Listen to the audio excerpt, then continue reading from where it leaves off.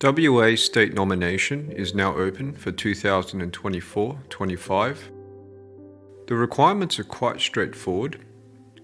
You would firstly check if your occupation is eligible on the WA occupation list by using the WA state government website and search function. For example, for cook, this is on WA's Schedule 2 and graduate list, and this is a priority occupation for invitations. To apply for this occupation for the 190 visa, you will need an employment contract in your nominated occupation or closely related occupation for full-time employment in WA for at least 6 months from the date of your application for state nomination. Full-time employment is defined as an average of at least 35 hours per week. You're able to combine 2 contracts of employment to make up to 35 hours. For the 491 visa for the occupation of cook and for all other Schedule 2 occupations as well, you wouldn't need a contract of employment, which is the requirement for the 190 visa. Schedule 1 occupations are various healthcare and social assistance occupations. For example, the occupation of registered nurse NEC would be a Schedule 1 occupation and graduate list occupation. For Schedule 1 occupations for both the 190 and 491 visa, you would need to have at least 1 year of Australian or overseas work experience in your nominated occupation or closely related to your nominated occupation.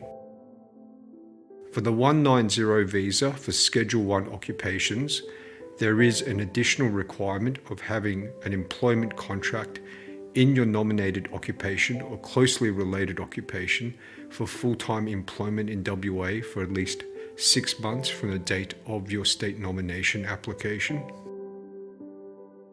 The graduate stream and occupation list is available for those who have completed their accredited studies in WA with full-time studies on campus in WA through face-to-face delivery.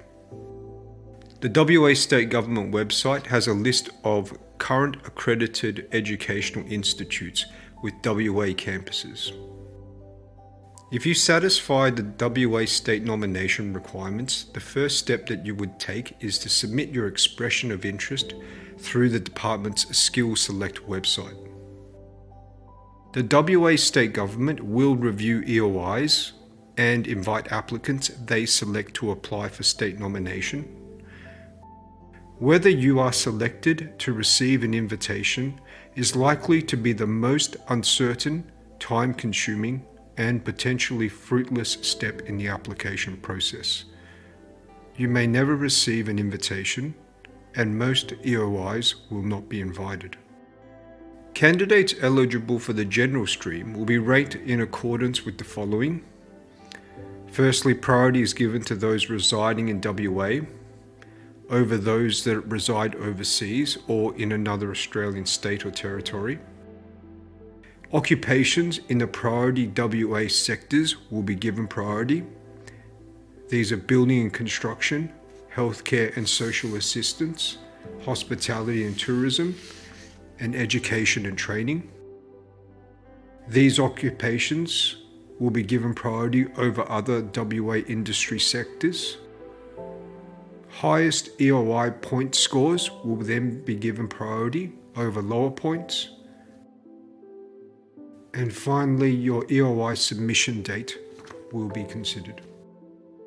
Candidates eligible for the graduate stream will be ranked in accordance with the considerations in this table, which are similar to the general stream ranking system. Up to 75% of the graduate stream nominations will be allocated to higher education graduates and up to 25% for VET graduates. If you receive an invitation to apply for WA state nomination, then you need to apply within 28 days by completing your online form and providing documents required to demonstrate that you satisfy WA state nomination requirements. If your state nomination application is approved, then you'll be invited to lodge your visa within the next 60 days.